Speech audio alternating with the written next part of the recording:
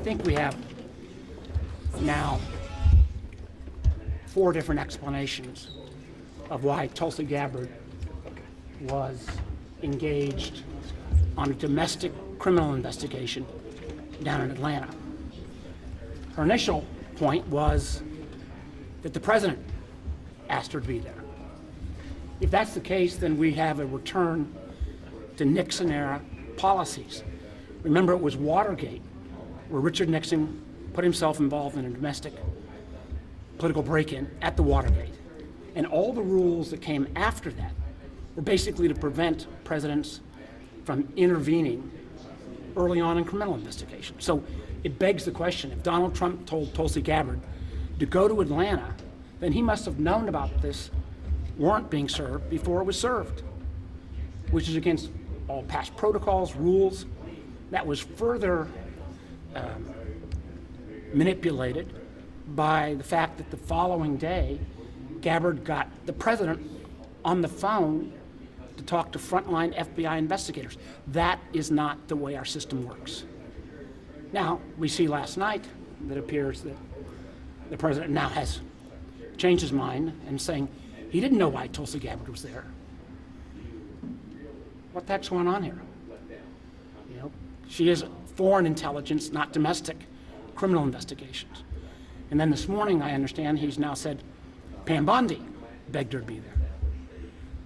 None of this rings true. I mean, to me, this has echoes of almost Watergate, where it appears like the beginnings of the cover-up may be worse than the crime that started. Furthermore-wise, we've also seen evidence last night that D&I Gabbard's team was looking at investigating Puerto Rican voting machines. That, again, a clear violation, and they acknowledge there is no foreign nexus. So no foreign interference. What in the hell is D&I doing investigating Puerto Rican voting machines? That's against the law. And if there was any foreign intervention in this kind of overbaked relitigation of the 2020 election, if she's not shared that information with the oversight committees, she's again violating the process. So that didn't even get into the questions about the whistleblower, but this pattern of behavior where the White House and Gabbard can't get their story straight on what was clearly a fiasco that took place in Georgia demands further investigation. Senator, what do you think the objective was with Tulsi Gabbard, and do you think that she is trying to interfere with the 2026 midterms? I think, unfortunately, it appears there may be a coordinated effort to try to interfere in the 26 midterms. They may even start to interfere prior to in the primaries, or in a state like mine where we may have a statewide referendum on redistricting. A year ago, I didn't believe this was possible.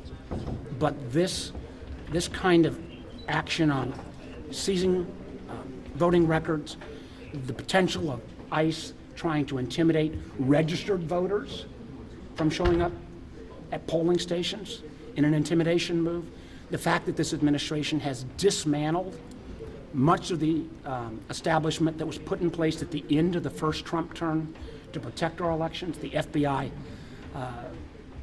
Foreign Election Meddling Center, the ODNI's legally mandated Foreign Line Influence Center shut down, cuts to cybersecurity, relations to help state elections have better protections.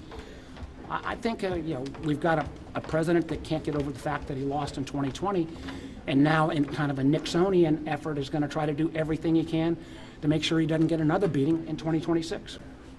Have you gotten any word back from the DNI in response to any of your inquiries? We had some mumbo-jumbo letter that was talking about, broad statutory authorities, didn't address the fact of, first of all, claiming broad statutory authorities, and then claiming the president asked and demanded her to be there.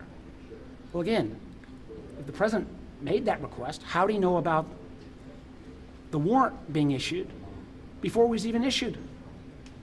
This smells exactly of Nixonian, Watergate-style policies. It took a massive effort in the mid-'70s to correct those activities. My fear is that, who knows what it's going to take to correct this kind of actions going into the 26 election. Thank goodness, at least, their kind of Keystone Cop chaotic approach is showing up in January and February and not in October and November. Do you have any issues with the whistleblower complaint? Senator Cotton doesn't seem to have any issues with it. Listen, I've got issues about the substance of the complaint. Much of it was redacted. I want to get more information. But what I've particularly got issues with as well is the law is clear. When a whistleblower makes a complaint and wants to get it before Congress, the agency's got 21 days to relay it to Congress. This whistleblower complaint was issued in May. We didn't receive it till February. And the idea that one of the letters that came from the Inspector General that Gabbard didn't know the rules means that she's either not competent to do the job, or if her legal advisors didn't tell her, she didn't have competent legal advice. So this is this was again a complete avoidance of, and I think it was an effort to try to bury this whistleblower complaint. And I can't talk about the substance of it, but you don't wait 6+ months to get it to Congress and then have the director claim suddenly, oh, I didn't know I had to. Well, we have direct testimony from Gabbard when she was before the Senate Intelligence Committee in her nomination process that she would honor whistleblower complaints, honor the law, and now claiming ignorance of the law is not a good excuse. Do you have any commitments from Senator Cotton to investigate these allegations? Listen, we're going to have a chance to get Gabbard in front of the committee at the Worldwide Threat hearing coming up shortly. And I know many, many members, I believe on both sides of the aisle are going to ask these kind of questions.